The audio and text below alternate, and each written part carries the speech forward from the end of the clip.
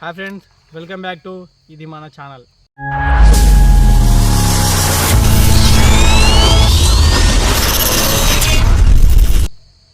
ఈరోజు మాట్లాడుకున్న టాపిక్ వచ్చేసి సౌందర్య, భవిత, నాగకన్య వీళ్ళ గురించి.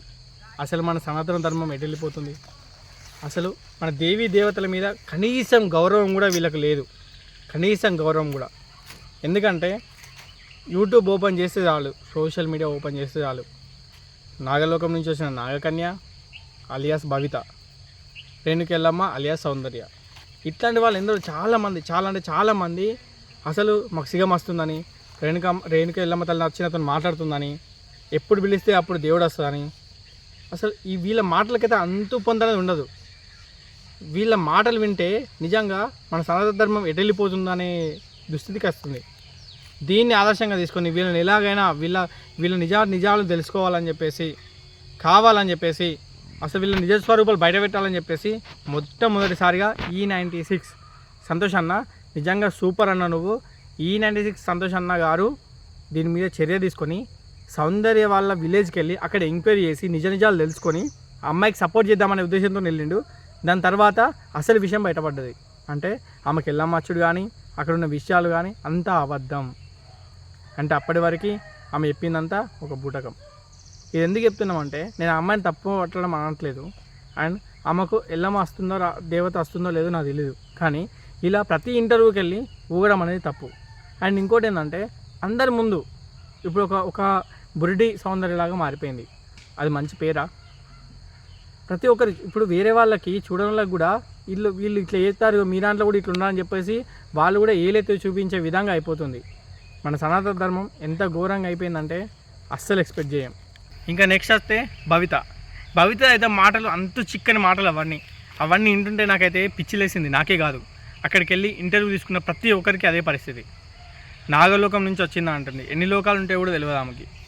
ప్రతి పౌర్ణమికి కుబుసం ఇడుస్తుందంట. అసలు ఏమన్నా మాట్లాడడానికి ఉందా?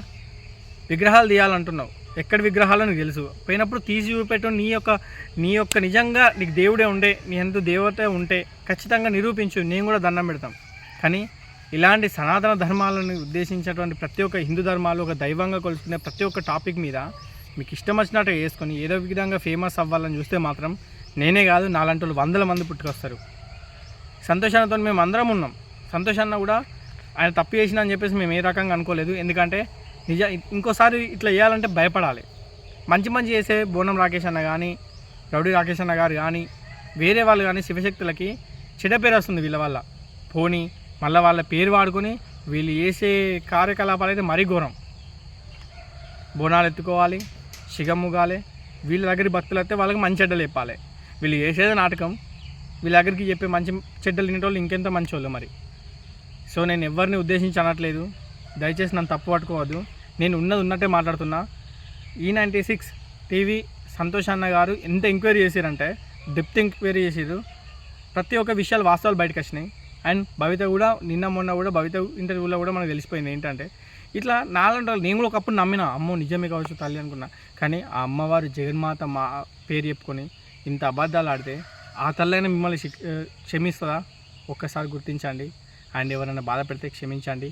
ఒక హిందువుగా సనాతన ధర్మం గురించి పోరాడాలి కాబట్టి నా వంతు నా ఒపీనియన్ చెప్పిన అంతే. ఈ విషయంలో ఎవరైనా బాధ పెట్టాలని ఉంటే నన్ను క్షమించండి. ఇది అందరి గురించి చెప్తలేను, కొందరు ఇట్లా చేసే వాళ్ళ గురించే మాట్లాడుతున్నా. అందరూ మంచి శివశక్తులు ఉన్నారు. చాలామంది నిజంగా వాళ్ళని చూస్తే అమ్మవాళ్ళని చూసినట్టు అనిపిస్తుంది. అట్లాంటి మహానుభావులు ఉన్న వాళ్ళ మధ్య ఇలాంటి వాళ్ళు తయారవుతున్నారు. వాళ్ళకి చెడ్డ పేరు వస్తుందనే భయంతోనే నేను నా ఒపీనియన్ చెప్పిన, ఎవరిని ఉద్దేశించి కాదు. దయచేసి ఎవరైనా బాధ పెట్టాలని అనుకుంటే మాత్రం నన్ను క్షమించండి.